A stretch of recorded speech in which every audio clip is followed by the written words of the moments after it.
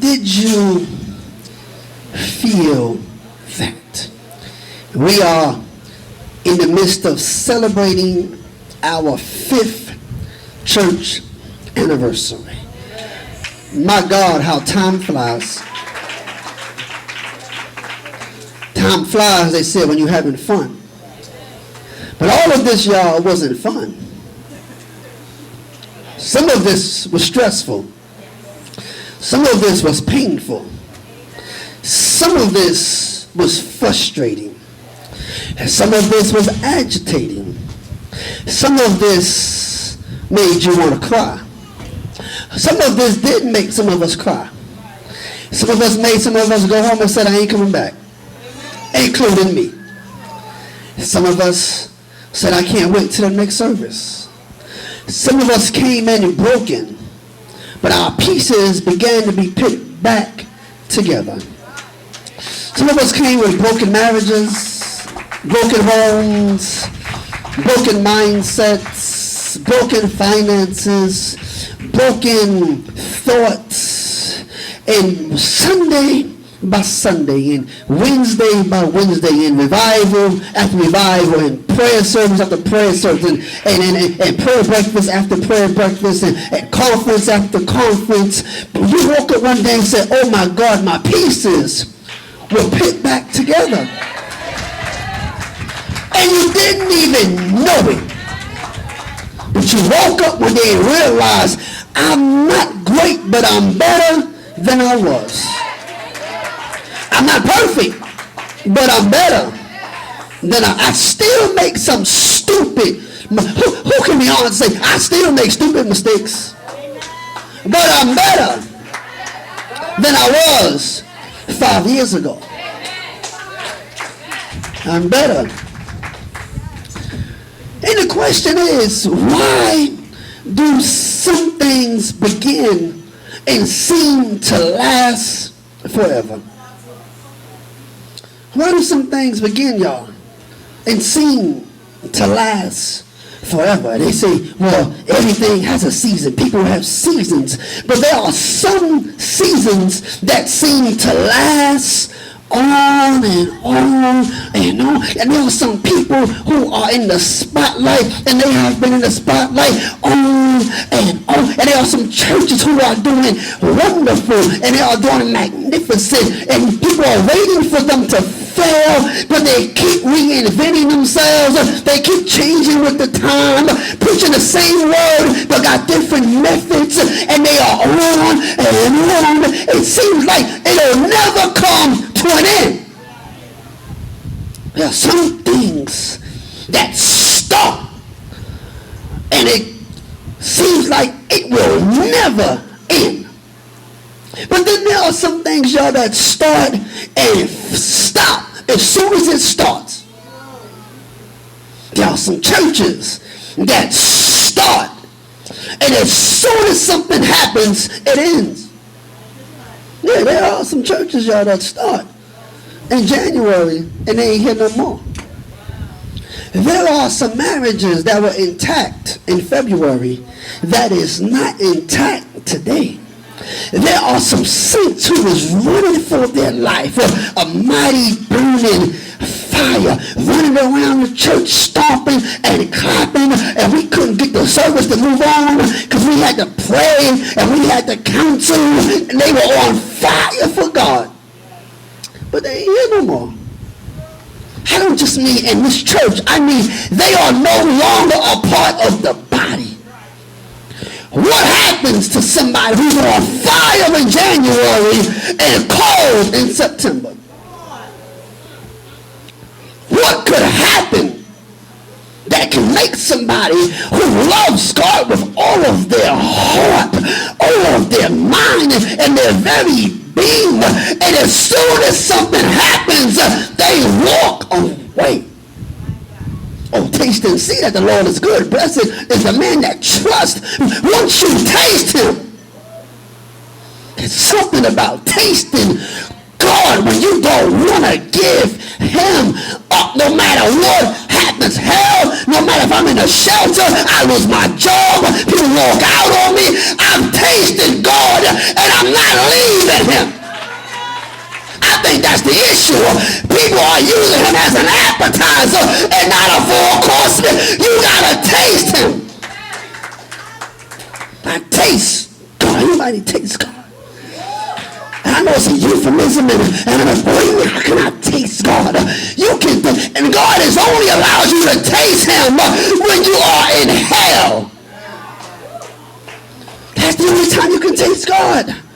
That's the only time he gives of himself. He puts you in an issue and says, now taste me. How do I taste now? Now you gotta taste me. Because it's easy to taste God when you got money. It's easy to say you tasted God when you got 3 job offers and you got a big old house, you got 5 cars, everybody like you, but that ain't tasting God. You are tasting things, but God is best served when nobody is around. I taste better when you by yourself. I taste better when you are broke. I taste better when you're going through hell. When you got to experience death. I taste better. Because you can hardly ever have a good thing that started wrong. Yeah, you can't have something good forever that started wrong. It is hard to find something that is bad that started right. If you want something to go right, usually you have to start it right.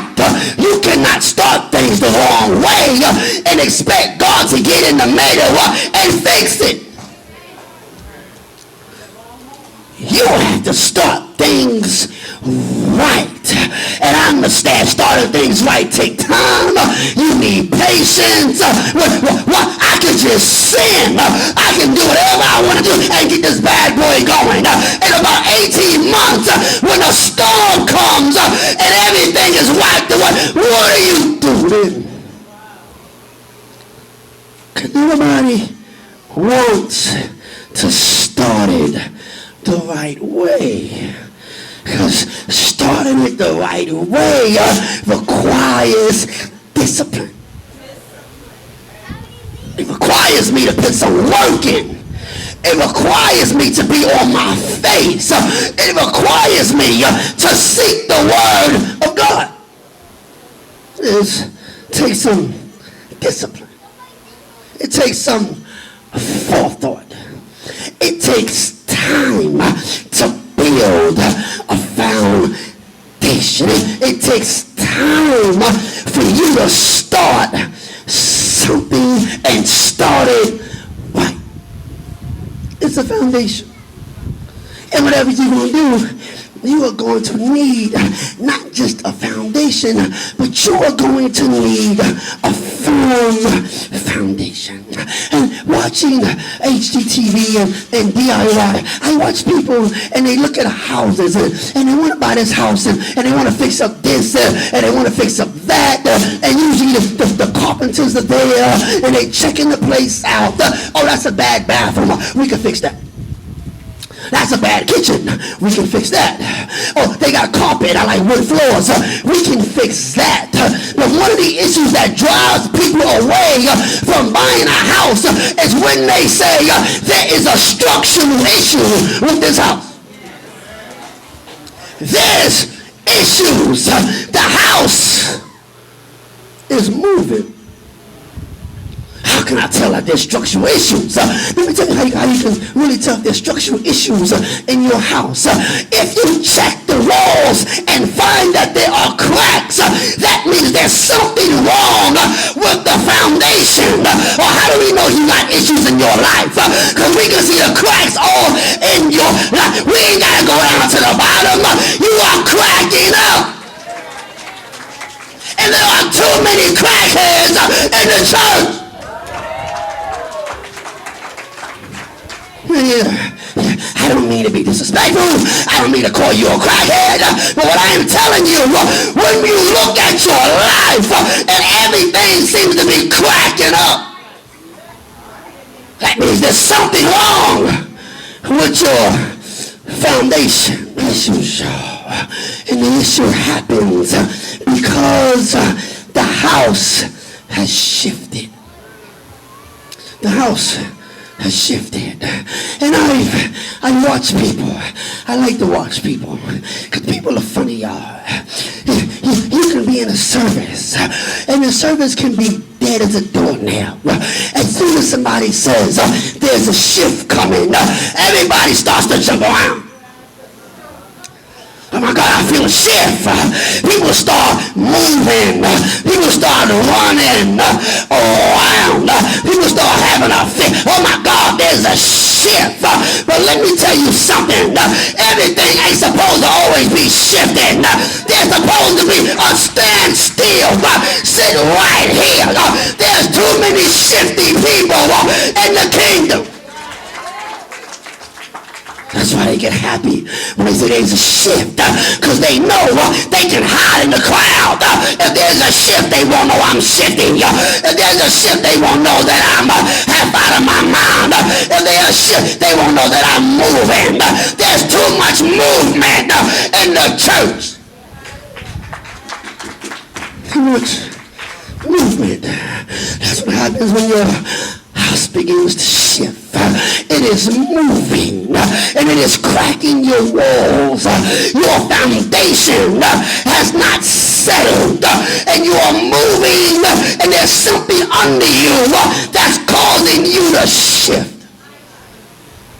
We're trying to find out what is going on in this church. Why are people moving so much? Because there's a shift under their feet. There's a shift in their spirit and they don't know how to be still. Anytime shift occurs, people get unsettled. A shift in your marriage will cause you some problems, y'all. A shift on your job will cause you some problems. A shift in your home will cause you some problems. A shift in your relationships will cause you some problems. Why is a shift in the church always celebrated? Why is a shift in the church always celebrated? Because people like to move. People don't like to be still. People don't like to stand at attention. People like to run from their problems. They like to run from their issues. If there's a shift, that means if I got money problems over here, if I shift over there, understand you got money problems on this side. When you get over here, you're going to have the same money problems. If you got lust over here, when the shift happens, you got lust over here. There's a shift happening, but you got to stand still. And you got to be careful of being around shifty people, because people will define you by who they are. You are always defined by your company. And if you keep hanging out with shifty people, you won't be shifty. You talking shifty. You walking shifty. Always trying to figure out how to get over. How to get over. How to steal cable, how to steal electricity, how to steal phone coverage, how to get more data on your data plan without paying for it. You shifty, you got a shifty spirit. Trying to get over. That's shifty. And you wondering why things won't work, because you're always trying to get over. But understand, when the earth starts to move under your feet, shifty people can't get over. There's only people who know